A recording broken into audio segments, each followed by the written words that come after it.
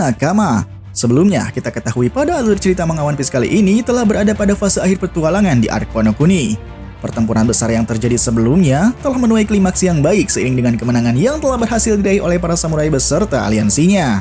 Dan di video kali ini, Paradox akan melanjutkan kembali pembahasan pada spoiler sebelumnya, yang dimana kali ini kita akan membahas tuntas isi cerita dari chapter 1059. Oke, tanpa perlu banyak basa-basi, mari langsung saja kita berlayar. Pada chapter 1059 kali ini berjudul Insiden Kapten Koby. Di sampul chapter kita telah diperlihatkan oleh pertarungan kedua bersaudara yaitu Charlotte Oven dan Katakuri. Entah permasalahan apa yang telah membuat kedua bersaudara ini saling melakukan baku hantam. Sepertinya jika kita menyimpulkan, ini mungkin disebabkan oleh pengaruh dari gas halusinogen milik Caesar yang telah membuat mereka seperti itu. Sementara untuk judul pada sampul chapter ini yaitu tentang perjalanan berdarah dingin Germa Double Six volume ke-18, gas halusinasi milik Caesar. Cerita dimulai di sebuah lautan yang tengah memperlihatkan sebuah kapal bajak laut yang akan mendekati pulau tempat kelahiran Shiohige, yaitu Pulau Sphinx. Kapal bajak laut tersebut ternyata milik dari kelompok Akagami Shanks yang diinformasikan tengah mengantarkan Marco untuk kembali pulang ke tempat kediamannya.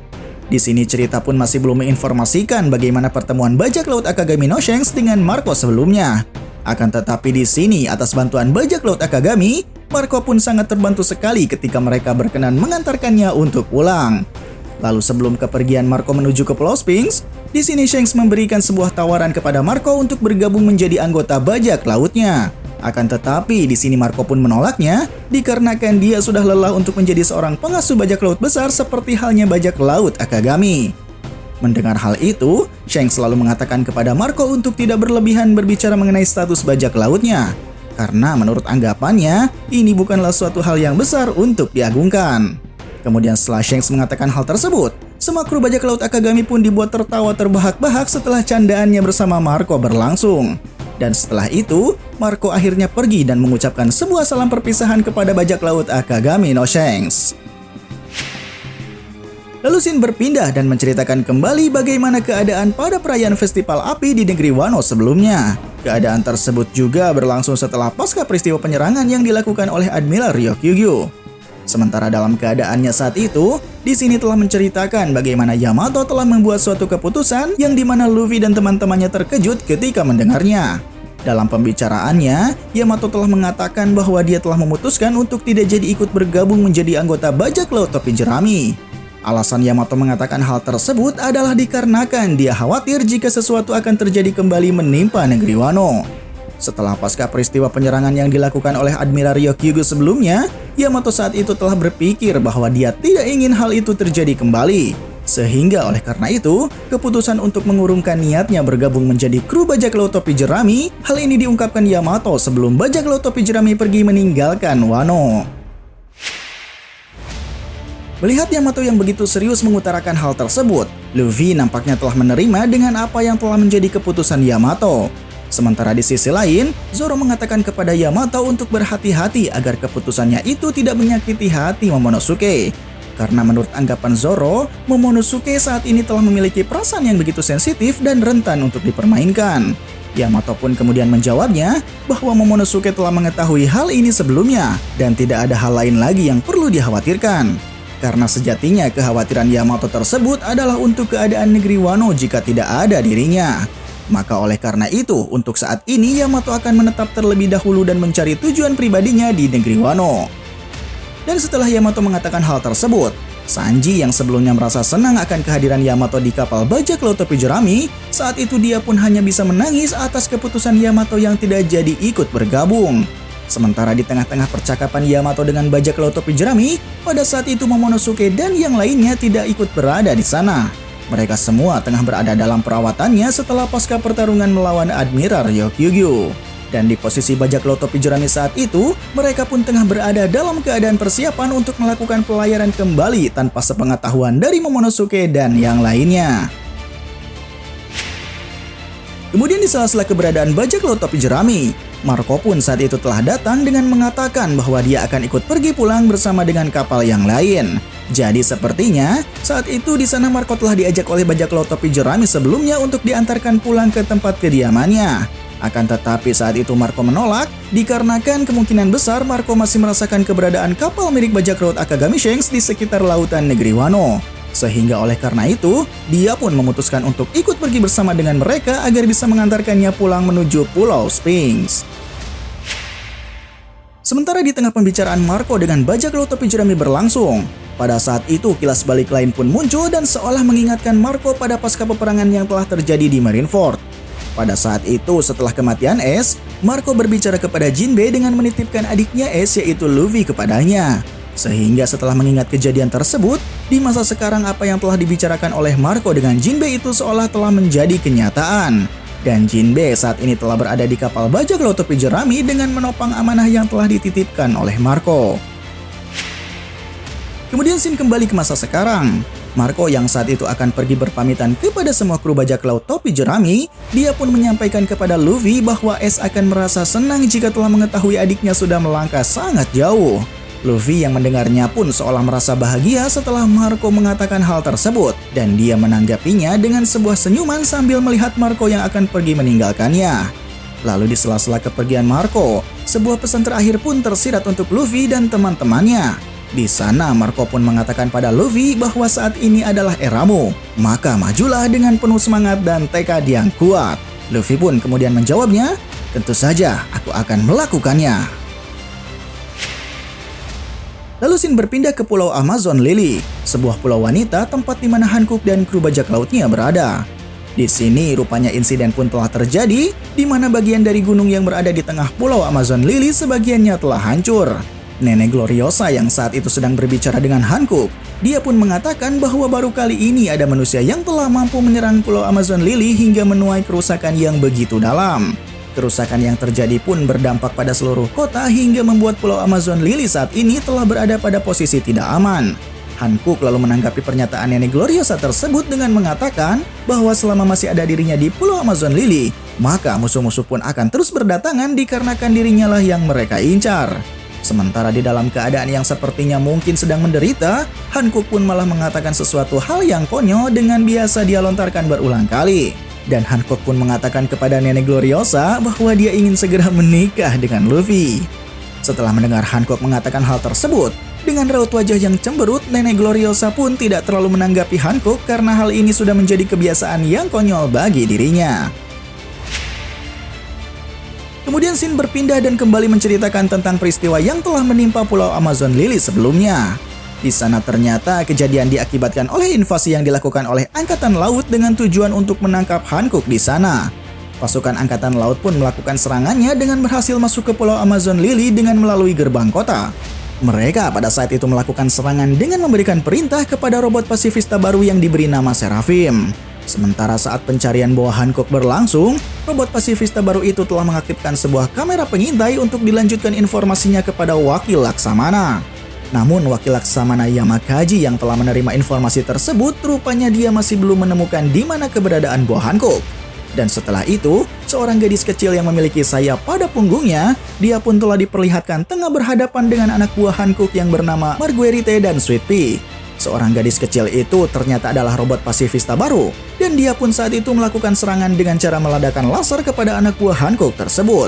Namun di tengah serangan-serangan yang telah menimpanya, Marguerite dan Sweet Pea saat itu sayangnya tidak ingin melakukan perlawanan dikarenakan mereka tidak mau melakukan pertarungan dengan seorang anak kecil. Sementara di tengah invasi Angkatan Laut yang sedang berlangsung terhadap Pulau Amazon Lily, secara tiba-tiba situasi pun berubah ketika bajak laut Kurohige muncul tepat berada di belakang kapal mereka. Teach yang tidak ingin melihat kapal Angkatan Laut berada di depannya, dia pun saat itu mencoba menggunakan jurus Gura-Gura Nomi untuk menyingkirkan mereka. Hingga pada saat itu dengan jurus Gura-Gura Nominya, sebuah guncangan gempa pun terjadi dengan sangat kuat, hingga membuat beberapa kapal Angkatan Laut pun terseret oleh jurus Gura-Gura Nomi yang dikeluarkan oleh Teach. Lalu setelah melakukan hal itu, akhirnya Teach dapat mendarat di Pulau Amazon Lily bersama dengan anak buahnya yang bernama Devon dan Pasco Shoot. Dan dikala melakukan pendaratan, Teach malah tertawa dengan lepas dengan mengatakan bahwa aku datang untukmu wahai Ratu Bajak Laut, dan aku tidak akan membiarkan kekuatanmu itu jatuh di tangan pihak Angkatan Laut. Maksud dari kedatangan Teach ke Pulau Amazon Lily, mendengar dari apa yang telah dia sampaikan, ternyata Teach memiliki maksud yang jahat dengan berniat akan merampas kekuatan buah iblis milik buah Hankook. Dan Devon juga tak mau ketinggalan dengan memiliki maksud yang sama jahatnya dengan Teach. Dia pun ingin menjadikan kepala buah Hankook sebagai harta karunnya dikarenakan dia memiliki paras yang sangat cantik. Teach kemudian saat itu berbicara kepada Devon dengan mengatakan bahwa dia dapat melakukan apapun jika dapat memiliki kekuatan buah iblis dari buah Hankook. Sementara setelah Teach mengatakan hal tersebut, Pascoshut di sana menyarankan kepada Teach untuk menangkap Hankook hidup-hidup dan membawanya pergi bersama dengan mereka. Dan di posisi pasukan angkatan laut yang saat itu telah dipimpin oleh Wakil Laksamana Yamakaji, beberapa prajuritnya mencoba meminta kepada Yamakaji untuk memberikannya perintah agar dapat menyerang bajak laut Kurohige. Akan tetapi saat itu Wakil Laksamana Yamakaji, dia malah menjawabnya bahwa dirinya tidak ingin melakukan sesuatu penyerangan tanpa ada perintah dari markas pusat. Alasan Wakil Laksamana Yamakaji itu seolah terbilang konyol dikarenakan situasi pada pasukan mereka sedang berada dalam bahaya. Hingga pada akhirnya bencana pun kembali menimpa pasukan angkatan laut dengan serangan yang dilakukan oleh Teach. Kemudian setelah berhasil menyingkirkan pasukan angkatan laut yang berada di hadapannya, Teach saat itu berteriak untuk meminta buah Hankook keluar dan menampakkan dirinya. Sementara pada saat yang bersamaan, Koby yang saat itu sedang bersama dengan pasukan angkatan laut yang lain, dia pun mencoba masuk ke kota Kuja untuk melakukan sebuah perundingan dengan buah Hankook. Dan seketika menemui buah Hankook, Koby pun melakukan suatu pembicaraan agar Hankook mau ikut pergi bersamanya. Koby juga berjanji akan segera mengakhiri konfliknya itu dan membawa semua pasukan angkatan laut pergi dari Pulau Amazon Lily. Marigold dan Sandersonia yang saat itu tengah bersama dengan Hankook, mereka pun menyuruhnya untuk tidak mendengarkan apa yang telah dikatakan oleh Koby. Marigold dan Sandersonia juga menyarankan agar Hankook segera menyingkir dan menyerahkan pasukan angkatan laut kepadanya. Namun naas hal yang tidak diduga pun terjadi. Hankook saat itu malah terjun ke medan pertempuran dengan melakukan perlawanan terhadap pasukan angkatan laut beserta bajak laut Kurohige. Dengan gagah berani, Hankook mengatakan bahwa dirinya tidak akan ikut dan tunduk kepada pihak manapun. Karena hal itu baginya merupakan suatu tindakan yang bodoh jika dirinya bersedia memilih salah satu dari pihak bajak laut Kurohige ataupun angkatan laut. Lalu pertempuran ketiga belah pihak pun berlangsung antara bajak laut Kuja, pihak angkatan laut dan kelompok bajak laut Kurohige. Dan ketika pertempuran tengah berlangsung, beberapa anak buah bajak laut Kurohige mencoba meminta bantuan kepada kaptennya untuk segera menyingkirkan robot pasifista. Dan saat itu, robot pasifista pun secara tiba-tiba malah muncul di hadapan Teach sehingga membuat dirinya terkejut dengan penampilannya. Robot pasifista baru itu telah diperlihatkan memiliki tampilan rambut berwarna putih, kulitnya yang berwarna coklat dan memiliki sayap yang berwarna hitam pada punggungnya. Tak hanya memiliki senjata besar, robot baru dari pasifista itu ternyata memiliki sebuah pedang yang dimana mereka telah menggunakannya untuk menyerang Teach. Sebuah serangan pedang yang dilakukan oleh robot pasifista saat itu memang tidak dapat mengenai Teach. Akan tetapi dampak serangan yang telah dibuatnya terbilang cukup menakutkan sehingga dapat membelah sebuah gunung menjadi dua bagian. Robot pasifista itu ternyata tidak kenal menyerah. Kemudian mereka pun melakukan serangannya kembali pada Teach menggunakan pedangnya. Akan tetapi di saat serangannya sedang berlangsung, Teach saat itu dapat menghentikan serangan pedang robot pasifista menggunakan lengannya yang telah dilapisi oleh haki. Dan pada saat yang bersamaan, Teach juga telah mengeluarkan serangan mematikannya dengan mencoba menyerap semua yang ada di sekitarnya termasuk robot pasifista. Lalu saat itu Hancock pun tak tinggal diam.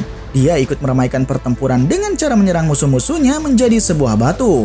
Sehingga dampak serangan yang telah dilakukan oleh Hancock, banyak dari pihak angkatan laut telah berubah menjadi sebuah batu, dan beberapa dari mereka adalah Helmeppo dan Wakil Laksamana Yamakaji. Kemudian saat itu, seketika Hancock pun telah membabi buta melakukan serangan-serangannya. Akan tetapi di saat dia akan menggunakan jurus parfum femurnya, seseorang akhirnya dapat menghentikan serangannya tersebut dan membuat Hancock tidak dapat berkutik sama sekali. Seseorang itu dalam scene akhirnya telah diperlihatkan. Ternyata dia adalah Teach dan sedang berada dalam posisi menggenggam leher Hancock dengan satu tangannya. Pada saat itu pula, Teach telah menggunakan jurus Yami Yami no Mi sehingga membuat Hancock pun tidak dapat menggunakan kekuatannya. Di saat Hancock diperlihatkan seperti itu oleh Teach, beberapa anak buah bajak lautnya dan termasuk Koby dari pihak angkatan laut, mereka di sana hanya bisa melihat dan tanpa bisa melakukan apapun. Sementara Hancock yang telah tercekik lehernya oleh Teach, saat itu dia mencoba membentrokan dan mengatakan pada Teach untuk melepaskan tangan kotornya. Lalu di saat kejadian itu sedang berlangsung, di sini Shin telah memberikan informasi updatean harga bounty terbaru dari Teach dan juga Hankook. Dengan nilai yang sangat besar, Marshall the Teach sebagai kaisar lautan terbaru, saat ini dia memiliki harga bounty yaitu senilai 3.996 juta berry. Sementara Hankook yang berada pada posisi di bawahnya Teach, dia pun memiliki nilai yang cukup besar yaitu senilai 1.659 juta berry. Lalu Shin pun kembali berpindah dan memperlihatkan keadaan Hankook yang masih berada pada genggaman Teach. Pada saat keberadaannya itu, Teach kemudian mengatakan kekesalannya pada Hankook karena anak buahnya yang bernama Katarina Devon dan Vasco Shoot telah diubahnya menjadi sebuah batu. Akan tetapi Teach malah tidak mempermasalahkan hal itu lagi dan dia pun saat ini sedang berada pada posisi untuk mencapai apa yang dia inginkan. Teach lalu memberitahu Hankook bahwa dia sudah lama menunggu momen ini untuk segera mengambil alih kekuatannya. Akan tetapi di sini Hankook mencoba melawan dan membantah omongan Teach tersebut. Dan dia pun mengatakan bahwa kekuatannya itu takkan dapat diambil oleh siapapun. Kekuatannya itu diciptakan atas dasar kecantikannya sendiri dan Teach akan kesulitan untuk dapat memilikinya. Lalu pada saat yang bersamaan, Hankook juga menyampaikan pada Teach bahwa siapa saja yang akan memiliki buah Meromeronomi selanjutnya, dia takkan dapat mengembalikan orang-orang yang telah menjadi batu sebelumnya dan membuat mereka akan tetap abadi dalam keadaan seperti itu. Sementara setelah mendengar Hankook mengatakan hal tersebut, Kobe saat itu ikut berbicara dan mengatakan ternyata Hankook saat ini merupakan suatu masalah besar baginya. Lantas kenapa Kobe mengatakan hal tersebut adalah dikarenakan dia menyadari bahwa beberapa rekannya telah menjadi sebuah batu. Sehingga oleh karena hal itu, hanya Hankook lah yang saat ini dapat mengembalikan mereka seperti semula. Teach kemudian menanggapi apa yang telah disampaikan oleh Kobe. Dia mengatakan bahwa dirinya takkan membiarkan Hankook pergi begitu saja sebelum dia membuat teman-temannya kembali menjadi normal. Dan Teach di sini pun membuat suatu pengecualian untuk mengembalikan normal pihak Angkatan Laut. Jika Teach melakukan hal itu, tentu saja nanti dia berada dalam bahaya. Di saat rintihan kesakitan cekikan yang dilakukan oleh Teach, saat itu Hankook kemudian berbicara bahwa dia berjanji akan mengembalikan semuanya kembali normal. Tapi sebagai timbal baliknya, pihak Angkatan Laut dan Bajak Laut Kurohige harus segera pergi dari hadapannya. Setelah Hankook mengatakan hal tersebut, Teach saat itu malah meremas leher Hankook jauh lebih keras dengan sebelumnya. Teach pun mengatakan jika dia membiarkan Hankook melakukan hal itu, maka itu merupakan akhir baginya dikarenakan Hankook juga akan merubah Teach menjadi sebuah batu. Dan untuk mengantisipasi hal itu terjadi, Teach di sini kemudian berniat untuk melakukan pembunuhan terhadap buah Hankook. Namun di sini Kobe mencoba menahannya agar Teach tidak melakukan hal tersebut. Lalu secara tiba-tiba, seseorang dengan pancaran haki yang kuat pun akhirnya muncul di tengah-tengah keberadaan mereka. Dia adalah sang raja kegelapan yang bernama Rayleigh. Dan saat itu pun kehadirannya telah membuat semua orang terkejut ketika melihatnya. Rayleigh kemudian di sini berbicara dan menyampaikan sebuah harapannya kepada pihak Angkatan Laut untuk dapat menyelamatkan orang yang telah diserang oleh bajak laut. Akan tetapi ternyata di sini pihak Angkatan Laut pun telah membuat Rayleigh kecewa dikarenakan mereka juga telah melakukan kejahatan yang sama seperti yang telah dilakukan oleh bajak laut Kurohige. Rayleigh pun lalu mengutarakan permintaan maafnya kepada Hankook atas keterlambatan dirinya untuk menjadi seorang penyelamat. Dan tanpa banyak basa-basi, Rayleigh saat itu kemudian berbicara kepada Teach sambil akan menghunuskan pedangnya. Teach yang seakan berada dalam keadaan ketakutan, dia pun saat itu bergegas dan melepaskan genggaman tangannya dari leher buah Hankook. Seketika keadaan saat itu seolah menjadi genting ketika Rayleigh berada di sana. Dan Rayleigh pun meminta kepada buah Hankook untuk dapat mengembalikan semua orang yang telah menjadi batu. Rayleigh berjanji akan menjadi saksi jika ada seseorang mencoba melakukan suatu perlawanan. Sementara setelah semua kembali dalam keadaan normal, Rayleigh saat itu meminta kepada pihak Angkatan Laut dan Bajak Laut Kurohige untuk segera pergi meninggalkan Pulau Amazon Lily. Dan di sana Rayleigh juga mengancam untuk tidak melakukan hal bodoh jika beberapa orang dari mereka telah kembali ke dalam keadaan normal. Setelah Rayleigh mengatakan hal tersebut, keadaan pun saat itu telah dibuat kembali normal seiring dengan kepergian Bajak Laut Kurohige dan Angkatan Laut dari Pulau Amazon Lily. Serangkaian peristiwa itu pun berlalu dan Shin kemudian berpindah ke masa sekarang. Rayleigh saat itu ternyata tidak datang sendirian dan telah ditemani oleh istrinya yang bernama Shaki. Shaki kemudian di sini menyampaikan bahwa kemajuan era telah membuat Campbell bukan lagi tempat yang aman bagi mereka. Dan sepertinya saat itu dia pun sedang memikirkan bagaimana untuk pindah ke tempat yang tidak dijangkau oleh pihak musuh ataupun dari Angkatan Laut. Kemudian Rayleigh di sini berterus terang bahwa di usianya yang sudah beranjak tua, sejujurnya dia takkan mampu untuk mengalahkan bajak laut Kurohige sendirian. Oleh karena itu, kepergian mereka yang sebelumnya ketakutan seolah adalah hal yang menguntungkan baginya untuk tidak melakukan pertarungan. Rayleigh juga menyinggung soal masalah robot pasifista baru yang telah diciptakan oleh pemerintah dunia. Hal itu pun seolah telah menggantikan posisi Shichibukai yang telah dibubarkan oleh pemerintah. Di sisi lain, Marigold dan Sandersonia, mereka juga ikut menyampaikan mengenai robot pasifista tersebut. Mereka pun mengatakan bahwa robot pasifista itu sangatlah kuat, bahkan mereka tidak memiliki goresan sama sekali selama pertempuran. Lalu hal yang mengejutkan pun juga disampaikan oleh mereka bahwa robot pasifista baru ternyata memiliki paras yang sama persis ketika Boa Hancock masih kecil.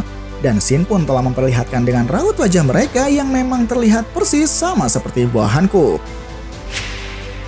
Lalu pada akhir chapter, pasukan angkatan laut yang telah pergi meninggalkan Pulau Amazon Lily, mereka pun saat itu telah melaporkan pada pimpinannya atas serangkaian peristiwa yang telah terjadi. Dan di sini Koby pun dikabarkan telah berhasil diculik oleh bajak laut Kurohige.